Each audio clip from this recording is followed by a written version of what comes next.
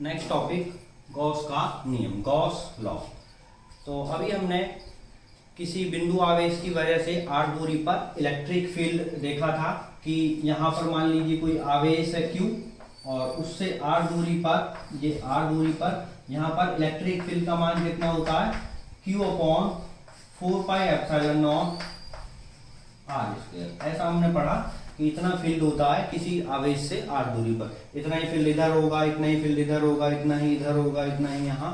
तो हर एक बिंदु पर जो इस आवेश से, बिंदु आवेश से r दूरी पर स्थित है, फील्ड का मान इतना होगा। इसके बाद यदि जो फील्ड है वो एक बिंदु आवेश के रूप में ना होकर एक बहुत बड़े रूप में आवेश हो, मान लीजिए एक ये चौक है, इस पर आवेश बिखरा हुआ हो सकता है, तो इससे r दूरी पर फील्ड का मान क्या होगा। तो तब इस लॉ को, जो कूलम्ब्स लॉ है, इसको लगाने में काफी डिफिकल्टीज हमारे सामने आएंगी कि पहले तो इस जो चौक पर आवेश है इसको बहुत छोटे छोटे बिंदु आवेशों में मानना पड़ेगा, और मान लीजिए इस बिंदु पर हमें इलेक्ट्रिक फील्ड चाहिए तो सबका इलेक्ट्रिक फील्ड वहां कैलकुलेट करके और फिर उसको वेक्टर लॉ के अकॉर्डिंग जोड़ना होगा। तो इस सब डिफिकल्टी से बचने के लिए गॉस ने अपना एक नियम दिया कि भी बॉडी का जिस पर बहुत ज्यादा चार्ज बिखरा हुआ है उसका इलेक्ट्रिक फील्ड किसी बिंदु पर ज्ञात कर सकते हैं, तो उसको बोलते हैं हम गॉस का नियम। तो पहले हम पढ़ेंगे गॉस का नियम और उसके बाद फिर गॉस के नियम के अनुप्रयोग। पहले गॉस लॉ और फिर गॉस के नियम के अनुप्रयोग। तो गॉस का नियम है, मान लीजिए कोई एक क्लोज्ड सरफेस है, जैसे ये एक आपको डिब्बा दिखाई दे रहा होगा, तो ये एक बंद सरफेस है, एक बंद सरफेस है और इसके अंदर कुछ चार्जेज हैं, इसके अंदर कुछ चार्जेज हैं। तो जब इसके अंदर चार्जेज है तो इससे इलेक्ट्रिक फील्ड या तो बाहर आ रहा होगा, प्लस चार्ज है, और यदि नेगेटिव चार्ज है तो इसमें अंदर जा रहा होगा। तो इसका इलेक्ट्रिक फील्ड कितना होगा, यदि इसके अंदर चार्ज हमें पता है तो कितना फील्ड या तो बाहर आ रहा होगा या कितना फील्ड इसके अंदर की तरफ जा रहा होगा। तो ये हम कैलकुलेट कर सकते हैं इस गॉस के नियम से। तो किसी बंद पृष्ठ के लिए, किसी बंद पृष्ठ का विद्युत फ्लक्स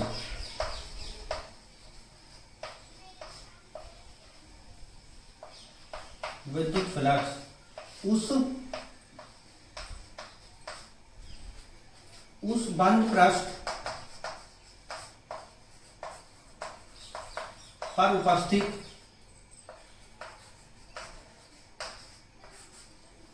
बंद पृष्ठ के अंदर, बंद पृष्ठ पर उपस्थित या बंद पृष्ठ के अंदर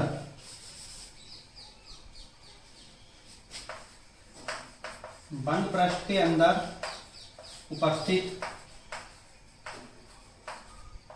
आवेश का 1/ε0 गुना होता है।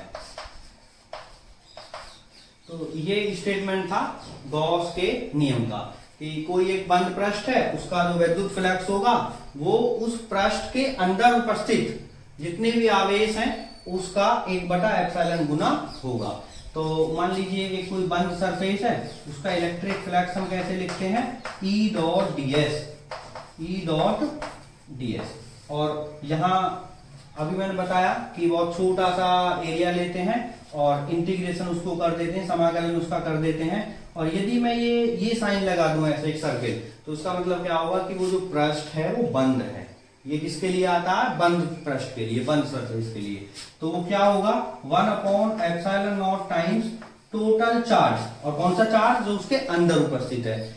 ये बात ध्यान रखना, यदि मान लीजिए एक कोई बंद सरफेस है, कुछ चार्जेस उसके बाहर हैं, कुछ उसके अंदर हैं, तो इसका जो विद्युत फ्लक्स होगा वो केवल और केवल निर्भर करेगा कि इसके अंदर कितने चार्ज उपस्थित हैं, इसके अंदर कितने चार्जेस उपस्थित हैं।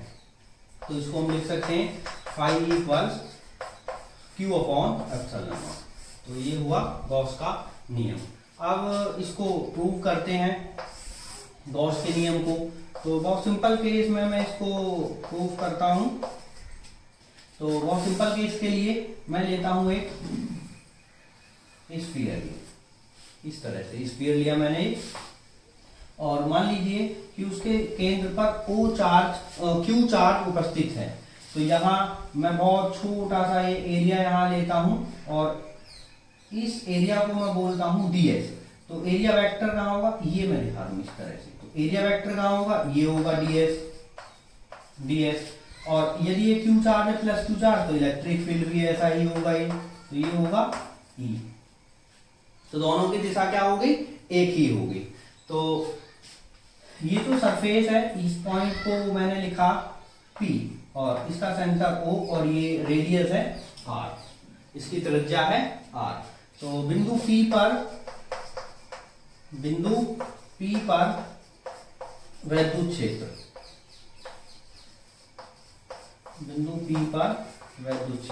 तो इस बिंदु P पर वैद्युत क्षेत्र किसकी वजह से होगा, इस Q की वजह से। तो कितना होगा, E बराबर 1/4 पाई एप्सिलॉन नॉट, और आवेश Q है और ये दूरी कितनी है R, तो R का स्क्वायर, ये होगा वैद्युत क्षेत्र।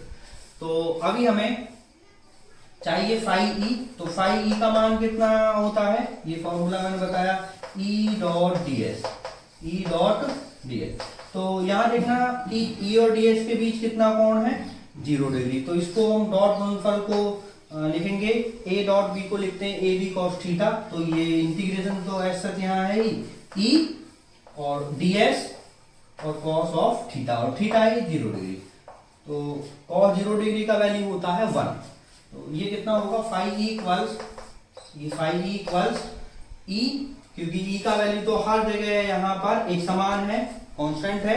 तो E का वैल्यू कांस्टेंट है, तो कांस्टेंट को बाहर लिखते हैं और यहाँ बचाए ds, और cos 0 डिग्री 1 हुआ। तो ds ये है, और इंटीग्रेशन का मतलब है कि इस क्लोज सरफेस का टोटल कुल सरफेस एरिया। तो ds ये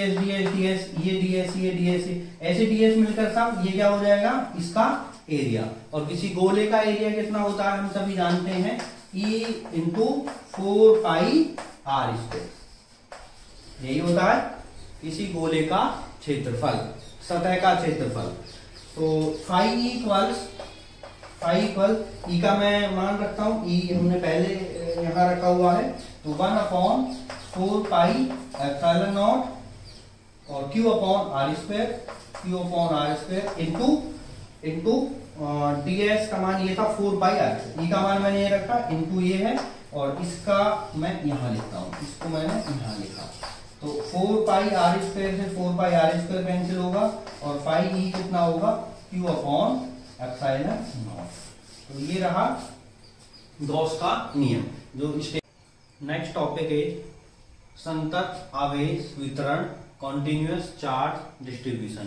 कभी कभी जो आवेश है वो किसी एक लाइन पर, जैसे ये आप देख रहे होंगे पेन है, तो इस पेन एक लाइन की फॉर्म में है, एक लाइन पर, पूरे लाइन पर एक समान रूप से, कॉन्टिन्यूअस मींस एक समान रूप से इस पर चार्ज बिखरा हुआ हो सकता है।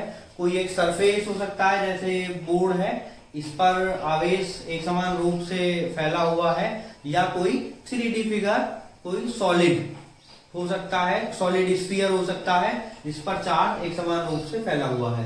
तो इस तरह हम 3 घनत्वों की चर्चा करेंगे। पहला है रेखीय आवेश घनत्व, रेखीय आवेश घनत्व।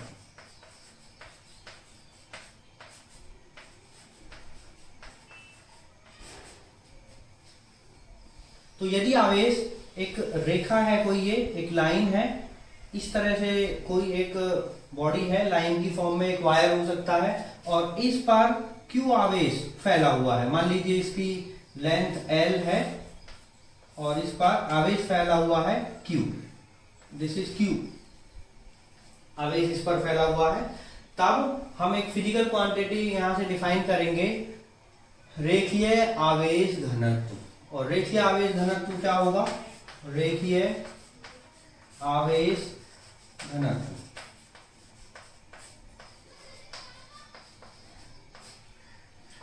लैम्डा से इसको नोट करेंगे। और कैसे करेंगे कि किसी भी इस पर जो टोटल आवेश है, कुल चार्ज है Q, उसमें डिवाइड कर देंगे इसकी कुल लेंथ से। तो क्या डेफिनेशन हुआ, एकांक लंबाई पर उपस्थित आवेश क्या हुआ है, इसका मतलब क्या है, Q अपॉन L का मतलब क्या है, एकांक लंबाई पर उपस्थित आवेश, एकांक लंबाई पर उपस्थित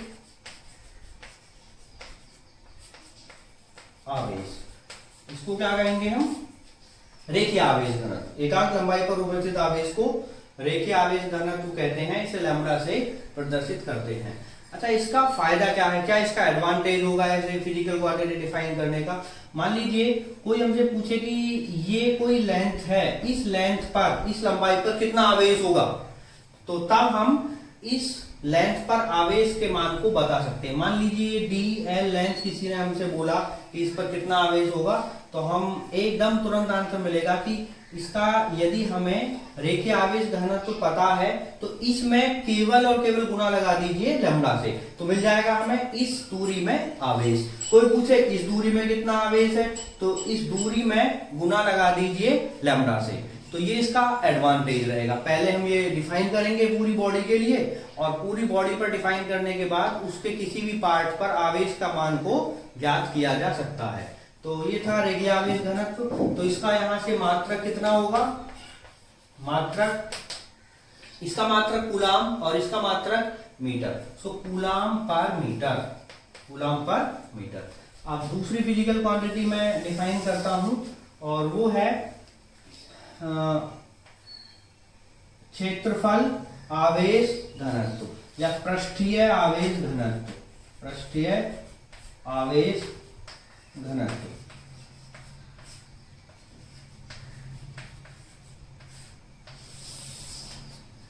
पृष्ठीय आवेश घनत्व, तो जैसे हमने यहां डिफाइन किया था रेखीय आवेश घनत्व, ऐसे डिफाइन करेंगे पृष्ठीय आवेश घनत्व। मान लीजिए कोई ये एक सरफेस है, एक सरफेस है और इस पर कुछ चार्ज है Q, और इसका एरिया है A, एरिया है A। तो यदि ये जो चार्ज है इसमें मैं एरिया से भाग लगा दूं तो एक फिजिकल क्वांटिटी आएगी जिसको हम बोल देते हैं पृष्ठीय आवेश घनत्व, और इसको डिनोट किया जाता है सिग्मा से। तो क्या परिभाषा रहेगी, एकांक क्षेत्रफल पर, एकांक क्षेत्रफल पर उपस्थित आवेश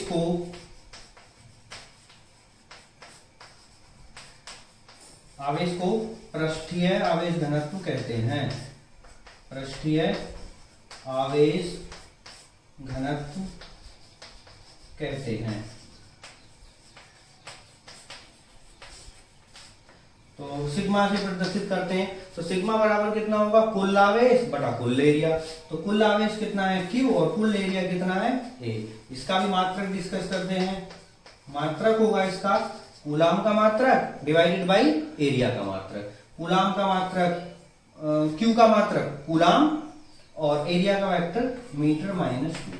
तो कूलाम मीटर माइनस 2 मात्रक होगा पृष्ठीय आवेश घनत्व सिग्मा का। अब इसका भी क्या एडवांटेज है, क्यों हमने इसको डिफाइन किया, आगे आने वाली कुछ टॉपिक्स में हमें इसका रिक्वायरमेंट भी होगा, बहुत जरूरत होगा। मान लीजिए कोई कहे कि ये कुछ छोटा सा एरिया है DS, और इस DS एरिया पर कितना आवेश होगा, तो हम क्या करेंगे, DS में गुना करेंगे सिग्मा का। तो सिग्मा इंटू DS होगा इस पर उपस्थित आवेश का मान। एक और फिजिकल क्वांटिटी हम डिफाइन करते हैं, आयतन आवेश घनत्व, आयतन आवेश घनत्व।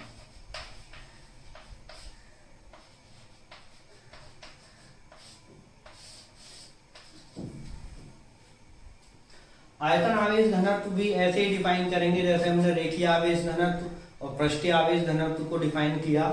मान लीजिए इस बार कोई ये 3D फिगर है, ये कोई 3D फिगर है और गोला है, और इस पर चार्ज Q है, इस पर चार्ज Q है और इसका वॉल्यूम V है, इसका वॉल्यूम V है। तो एकांक एकांक आयतन, एकांक आयतन में उपस्थित, एकांक आयतन में उपस्थित आवेश को आयतन आवेश घनत्व कहते हैं। आयतन आवेश घनत्व कहते हैं। इसको प्रदर्शित करते हैं रो से। तो रो का मान कितना होगा, आवेश में इस पर जो उपस्थित कुल आवेश है इसमें भाग लगाना पड़ेगा हमें कुल आयतन से, तो Q upon V, Q upon V। और मात्रक क्या होने वाला है इसका, मात्रक क्या होने वाला है इसका, मात्रक कूलाम और आयतन का मात्रक मीटर क्यूब, तो कूलाम मीटर -3। और इसका लाभ क्या है, क्यों हमने डिफाइन किया, कोई पूछे कि इस वॉल्यूम पर कितना आवेश है, ये जो वॉल्यूम है इस पर कितना आवेश है, तो तब हम क्या करेंगे कि इसके रो में जो आयतन आवेश घनत्व है उसमें इसके वॉल्यूम से मल्टीप्लाई कर दो। तो यदि जब दोनों का गुणा लगाएंगे, इसका कितना वॉल्यूम है और इसके रो में, तो आ रहेगा इस पर आवेश। तो यदि हमें किसी 3D फिगर का रो पता है तो हम उसके किसी पार्ट पर, किसी वॉल्यूम पर आवेश का मान ज्ञात कर सकते हैं।